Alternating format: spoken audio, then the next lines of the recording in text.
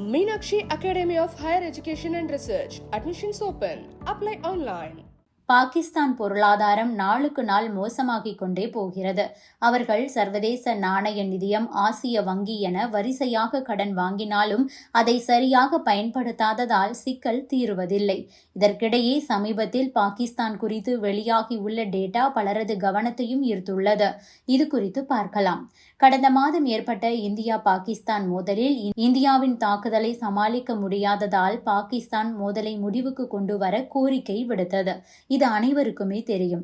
ஆனால் உள்நாட்டில் இந்தியாவுடனான மோதலில் வென்றது போல ஒரு பிம்பத்தை பாகிஸ்தான் உருவாக்கி வருகிறது. ஆனால் பாகிஸ்தான் பொருளாதாரம் என்பது அந்த நாட்டின் உண்மை நிலையை காட்டிக் கொடுத்து கொண்டிருக்கிறது. பாகிஸ்தான் நாளுக்கு நாள் மோசமடைந்து கொண்டே போகிறது. பாகிஸ்தானின் கடன் வரலாறு காணாத உச்சத்தை எட்டியுள்ளது. இதை வேறு யாரும் சொல்லவில்லை. 2 நாட்களுக்கு முன்பு வெளியிடப்பட்ட பாகிஸ்தான் பொருளாதார ஆய்வு அறிக்கையிலேயே அது தெரிவிக்கப்பட்டுள்ளது.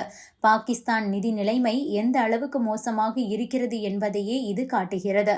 இப்போது பாகிஸ்தானின் மொத்த கடன் என்பது 76,000 பில்லியன் பாகிஸ்தான் ரூபாய். இப்போது பாகிஸ்தானின் மொத்த கடன் 76,000 பில்லியன் பாகிஸ்தான் ரூபாய். கடந்த 76 ஆண்டுகளில் பாகிஸ்தானின் கடன் இந்த அளவுக்கு உச்சத்தை எட்டியதே இல்லை.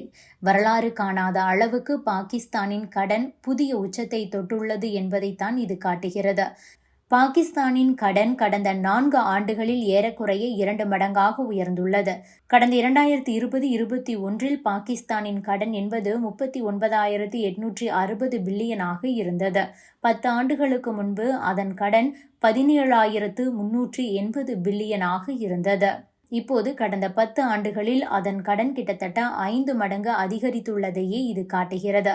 இந்த 76,000 பில்லியன் கடனில் உள்நாட்டு கடன் 51,518 பில்லியன் ஆகும்.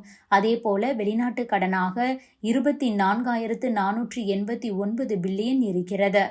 ஆக பொருளாதார ஆய்வறிக்கையில் மேலும் என்ன சொல்லப்பட்டிருக்கிறது என்றால், அதிகப்படியான அல்லது மோசமாக நிர்வகிக்கப்படும் கடன் கடுமையான பாதிப்புகளை ஏற்படுத்தும்.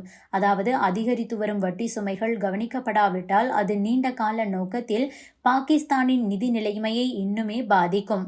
நாட்டின் பொருளாதார பாதுகாப்பிற்கே சிக்கலை ஏற்படுத்தும். 2025 நிதியாண்டில் முதல் 9 மாதங்களில் கடன் 6.7% அதிகரித்திருப்பதாக தெரிவிக்கப்பட்டுள்ளது.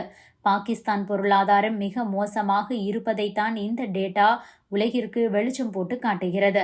பாகிஸ்தான் கடந்த சில காலமாகவே தொடர்ச்சியாக சர்வதேச அமைப்புகள் பல நாடுகளிடம் கையேந்தியே வருகிறது. இதுபோல கடன் வாங்கினால் அதை சரியாக பயன்படுத்தி சிக்கலை தீர்க்க வேண்டும். ஆனால் பாகிஸ்தான் இந்த தொகையை வளர்ச்சி பணிகள், சிக்கலை தீர்க்க பயன்படுத்தவில்லை. இதன் காரணமாகவே பாகிஸ்தானின் கடன் தொடர்ந்து அதிகரித்து வருகிறது. சமீபத்தில் கூட பாகிஸ்தானின் உலக வங்கி, ஆசிய வளர்ச்சி வங்கியிடம் கடன் வாங்கியிருந்தது குறிப்பிடத்தக்கது. இதே நிலை தொடர்ந்தால் நிச்சயம் அவர்களுக்கு வரும் காலங்களில் யாரும் கடன் கொடுக்க மாட்டார்கள். பாகிஸ்தான் பிரதமர் ஷபாஸ் ஷெரீப் கூட இதை ஒப்புக்கொள்ளும் வகையிலேயே பேசியிருக்கிறார். சமீபத்தில் நிகழ்ச்சி ஒன்றில் பேசிய அவர், இன்று நாம் எந்த நட்பு நாட்டிற்கு சென்றாலும் அல்லது அந்த நாட்டின் தலைவருக்கு போன் செய்தாலும் நாம் அவர்களிடம் பணம் கேட்டு பிச்சை எடுக்க வந்துவிட்டோம் என்றுதான் நினைக்கிறார்கள். சிறிய நாடுகள் கூட பாகிஸ்தானை விஞ்சிவிட்டது. கடந்த 75 ஆண்டுகளாக நாம் பிச்சை பாத்திரத்துடன் அலைந்து கொண்டிருக்கிறோம் என அதிருப்தியில் கூறியிருந்ததும் குறிப்பிடத்தக்கது. Subscribe to One India and never miss an update.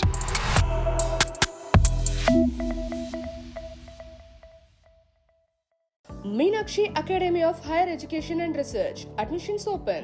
Apply online.